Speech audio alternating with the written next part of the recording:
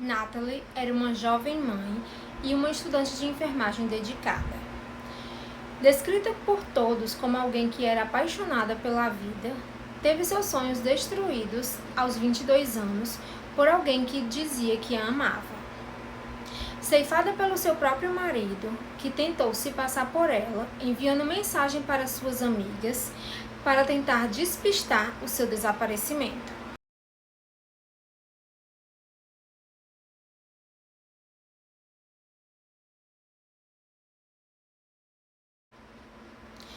Oi, gente, tudo bem com vocês? Eu espero que sim. Antes da gente iniciar o caso de hoje, eu queria convidar você que gosta desse tipo de conteúdo a se inscrever aqui no canal, a deixar o seu like e vir assistir também os outros vídeos. Eu tenho uma playlist já com vários casos criminais. Então é isso, todos os recados dados, vamos ao caso de hoje.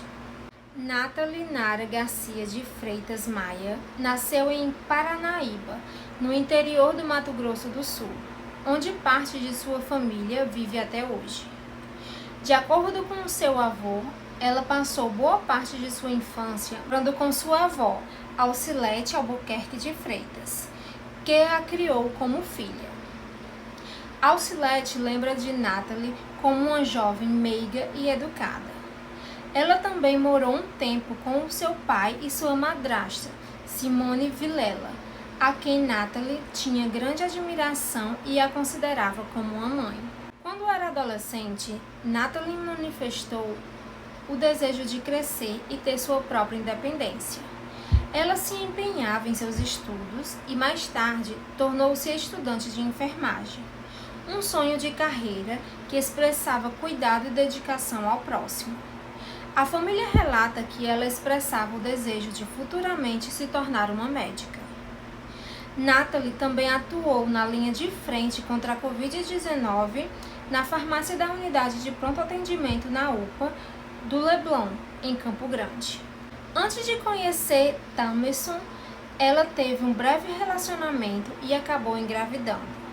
Quando ela conheceu Tamerson, sua filha tinha apenas alguns meses, mas ele a registrou como sendo o pai.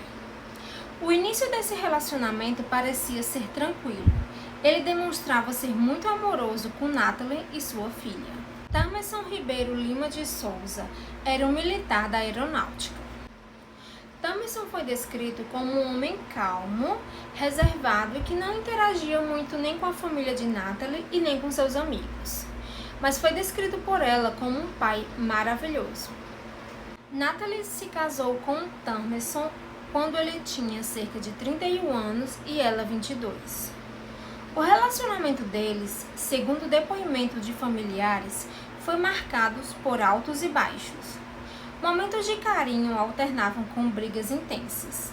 A madrasta de Natalie, a quem ela chamava de mãe de criação, disse que já morou um tempo com o casal e presenciou discussões, mas também afirmou que nunca viu agressões físicas durante esse período. Mas, segundo sua avó, Natalie já havia confidenciado que tinha medo de se separar de Tamerson. Ela dizia que, se fizesse isso, ele poderia matá-la. Além disso, parte da família relatou que os dois já haviam pensado em se separar e que já até haviam chegado a passar um tempo separados, mas que no final sempre acabavam reatando o relacionamento e que era sempre Tamerson quem pedia para voltar.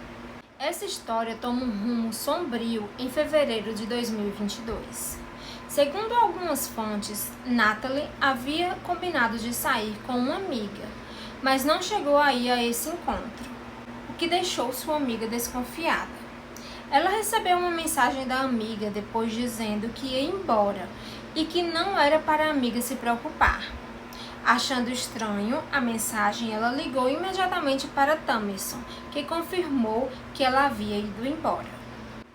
Algumas fontes falam que foi essa amiga que relatou o desaparecimento de Natalie para a polícia. Em outras fontes dizem que as investigações começaram depois que a polícia encontrou o corpo. Seguindo essa segunda linha de investigação, o corpo foi encontrado no dia 6 de fevereiro de 2022 por um funcionário de uma fazenda, em um matagal ao lado de uma porteira de entrada de uma propriedade rural. no quilômetro 372, na BR-060. A partir daí, a polícia começa as investigações para identificar a vítima e o que aconteceu com ela. A vítima foi encontrada com o pescoço quebrado e uma lesão no braço. A polícia conseguiu identificar o corpo como sendo de Natalie e chegaram ao nome do principal suspeito, seu marido Tamerson. Quando a polícia chegou à casa do casal para investigar o desaparecimento, Tamerson disse que a esposa havia ido embora, tentando dissimular a situação. Em depoimento, familiares relataram que haviam históricos de agressões psicológicas no relacionamento. A avó de Natalie também reforçou que a neta tinha medo de chegar a se separar dele, com medo de perder sua vida. De acordo com as investigações, na madrugada de 4 de fevereiro de 2022, ocorreu a tragédia. Segundo a versão apresentada por Tamerson, Natalie chegou em casa embriagada e exaltada sobre o efeito de álcool e sobre o efeito de entorpecentes. Discussões entre eles teriam escalado. Ele relatou que estava no limite, sentindo-se incapaz de lidar com o comportamento dela. Ainda de acordo com Tamerson, ele tentou contê-la. Ele disse que aplicou um mata-leão, que é uma técnica de imobilização por estrangulamento, para acalmá-la, mas argumentou que não tinha a intenção de tirar sua vida. E somente quando ela perdeu a consciência, ele afirmou que percebeu que ela estava sem vida. Seu relato aponta que ele entrou em desespero e que o medo das consequências tomaram conta de suas ações. Então ele enrolou o corpo de Natalie em um lençol e colocou-o no porta-malas do carro. Segundo as investigações, o corpo ficou no porta-malas por quase 3 dias antes de ser desovado em um matagal às margens da rodovia BR-060, na saída de Campo Grande para Sindrolândia. No dia seguinte, ele levou a filha de 4 anos para a escola, tendo ainda o corpo de Natalie dentro do carro. Depois dirigiu até a rodovia, entrou em uma estrada de terra e abandonou o cadáver no matagal. Ele usou o celular de Natalie para enviar mensagem para as amigas dela, se passando por ela, em uma tentativa de despistar e enganar seu desaparecimento. Depois ele resetou o aparelho e anunciou para venda na internet por R$3.000. Mais tarde, ele foi denunciado pelo Ministério Público por homicídio triplamente qualificado, motivo torpe, asfixia e feminicídio, e por ocultação de cadáver. Durante o julgamento, Tamerson disse que se arrependeu profundamente e que, se pudesse voltar no tempo, apagaria aquele dia. Em novembro de 2022, ele foi condenado a 23 anos e 4 meses de prisão em regime fechado. A pena incluiu o crime de homicídio qualificado e ocultação de cadáver. Também foi determinado que ele pague uma indenização à filha da vítima no valor de R$15.000, apesar de não ser pai biológico, mas ele havia registrado a criança como se fosse.